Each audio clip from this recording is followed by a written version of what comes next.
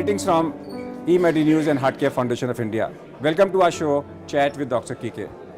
Today we are going to have chat with Professor Upendra Kaul, who is a formerly Head of Department of Cardiology, All India Institute of Medical Sciences, past President of Cardiological Society of India, and presently he is the Executive Director and Dean of Fortis Group of Hospitals in the country. Welcome to our show. Thank you. Thank you very much, KK.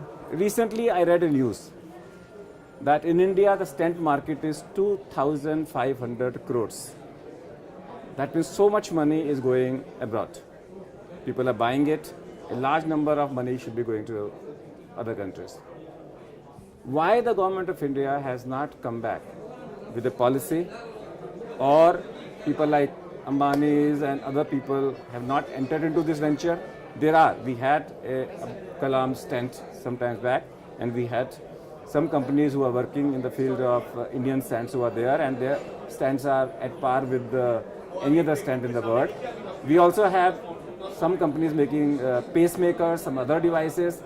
Why this market has not picked up? Well, I think things are changing, and I must say that things are rapidly changing. The question of why is that because all these things, which are life-saving things, they're devices put inside the body of the patient, in the artery or in the through a lead into the heart or a pacemaker. They all originated from West.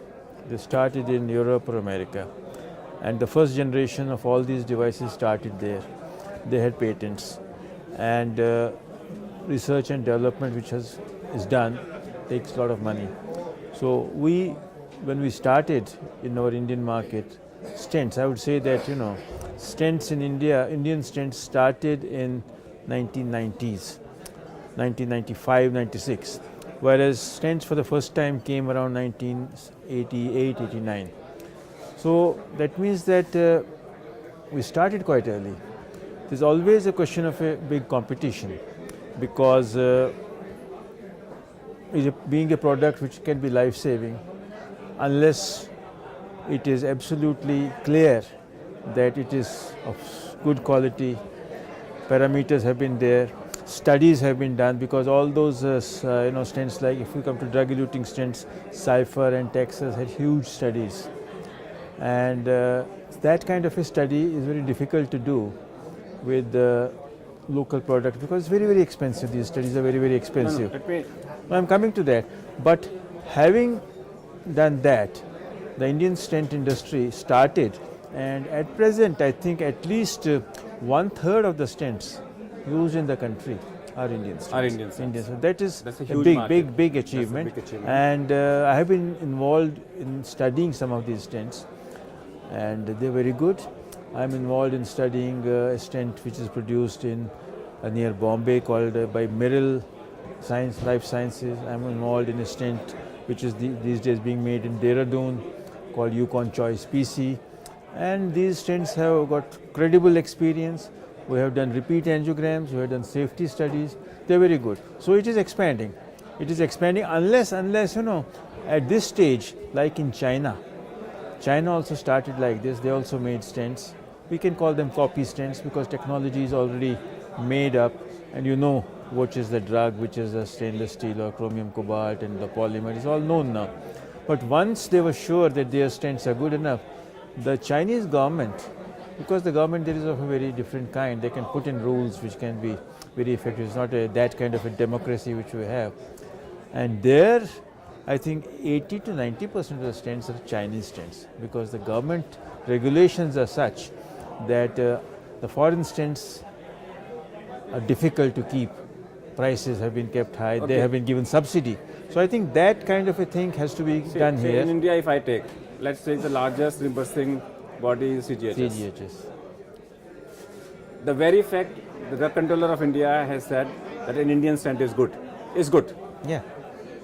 Why should there be a difference of prices in the three, even if they are? Suppose you say an American stent is, FDA approved stent is 60,000, European is 50,000, Indian is 40,000. Okay, because it is not approved by European or by the FDA. In that situation, why shouldn't it be a policy of the government that CGHS will only reimburse money equivalent to the stent of India controlled by or governed by the DCGI. If a person has to buy FDI, let him, but then he has to pay the difference. You see, this is In that way, you will be promoting I your. know. This is a, to say it is quite easy, but once it comes into practicality in a plural society like India, where the rule makers, the persons who have to formulate these rules and the high up who has to sign, if he falls sick or his, So he will pay 20,000 difference. That's what I'm saying. We are not denying that. That's what I'm saying. So the advisors, the advisory boards and all these things make it complex. And there's a, I think, huge amount of pressure from the industry. Always, whatever it is, smoking industry or any money-making industry who have large this thing have influence on the politicians, and then they would make sure that their stent is there.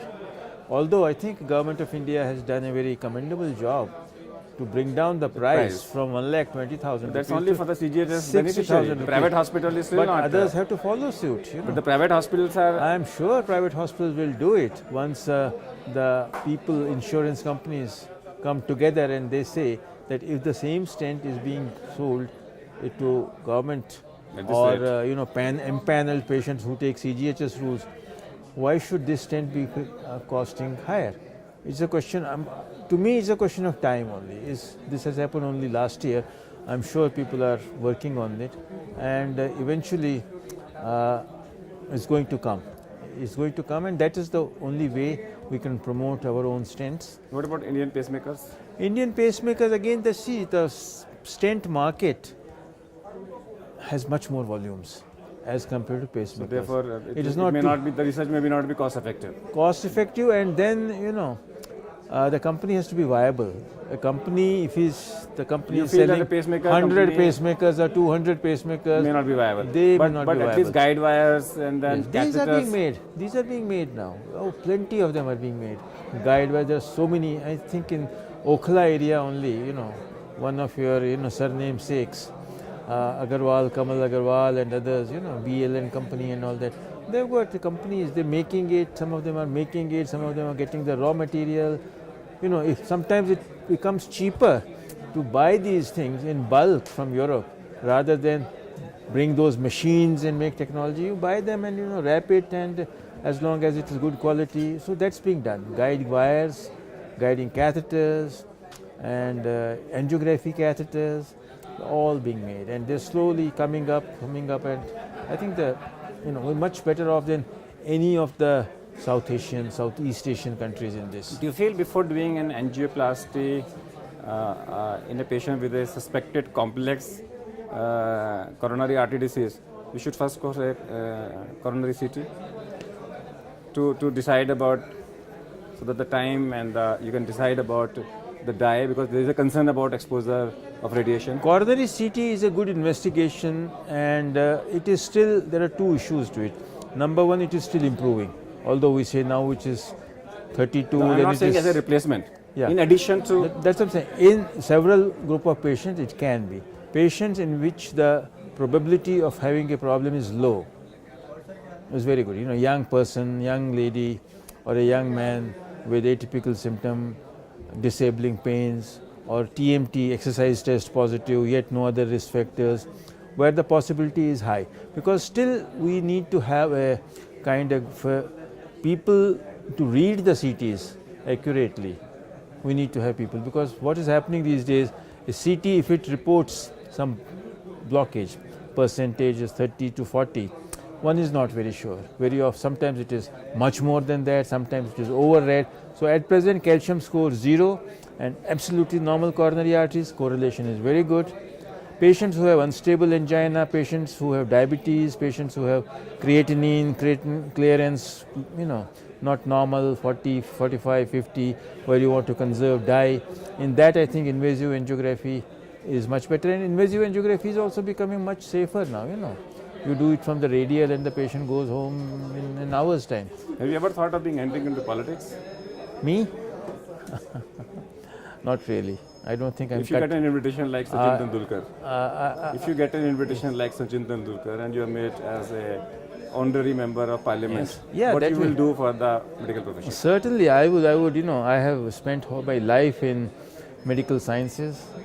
I know some of the problems which we are facing. I know, why some of the products, product X is being used more often than product Y. I know the incentives. I know, overdoing some things. So all that needs to have some regulations.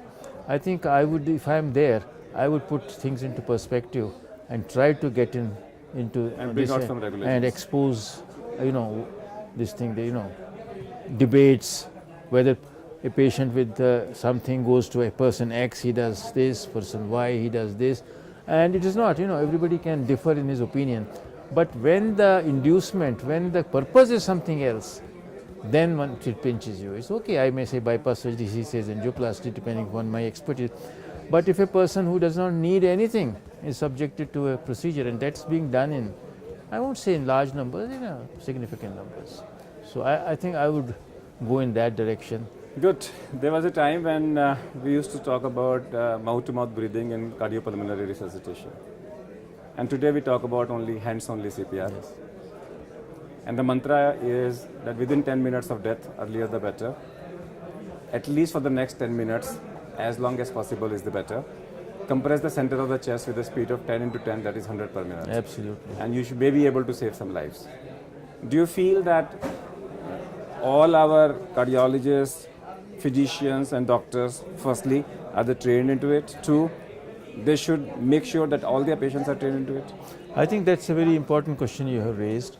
And I'm sorry to say, even in very reputed hospitals, the emergency staff where such patients come are lacking in this facility, because you have to have this training. It is simple, but at the same time, till the time you have the practical training of doing it, seeing it, it's sometimes because if you don't do it properly, it's waste. So I think it has to be a mandatory thing that every person, whether it's a nurse, technician, a junior doctor, a senior doctor, working in a hospital, must have ACLS training. And it should, one cannot do it for every doctor, every person at a time. It should start with emergencies, go into those areas where this is seen more often, and then go to the, people working in labs and all that, where this is not so often required. There are healthy people coming for executive check.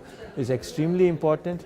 And I think we should have regulations that you cannot enter this unless you have this credible ACLS training certificate from a person or a society or an organization which vouches for it years and not just. My last question, personal question. If you would not have been a doctor, what you would have been?